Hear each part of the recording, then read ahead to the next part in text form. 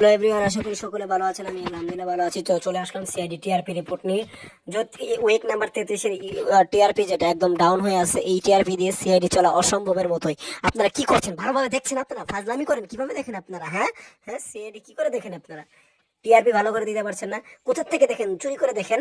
হ্যাঁ, দেখলে দেখেন, নাইলে দেখা বাদ দেন, সিআইডি অফ হয়ে যাক। এরকমই এরকম ভাবে দেখলে সিআইডি আবার চলে গেলে তো আর একবার যে সিআইডি অফ হয়ে যায়, ফিরে আসা অসম্ভবের মতোই প্রায়।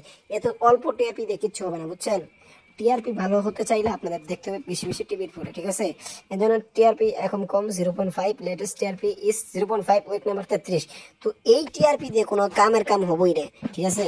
আর যেহেতু কোনো কামের কাম হবো না, আপনাদের কি করে ডিম দেবো বুঝেন না আপনারা? একটু একটু বোঝার চেষ্টা করেন না ভাই, বোঝার চেষ্টা করেন। এই টিআরপি দিয়ে তো কিচ্ছু হবে না, হবে না। তো এই 0.5 দিয়ে লাগবে বড় তো 1 পয়েন্ট বা 2 পয়েন্ট, 2 পয়েন্ট ছাড়া দরকার। যদি আপনার একই সাথে সব স্টার কাজ দেখতে চান, তাহলে 3 পয়েন্টের উপরে যাইতে হবে, মানে 15-20 জন যদি সিআইডি অফিসার দেখতে চান।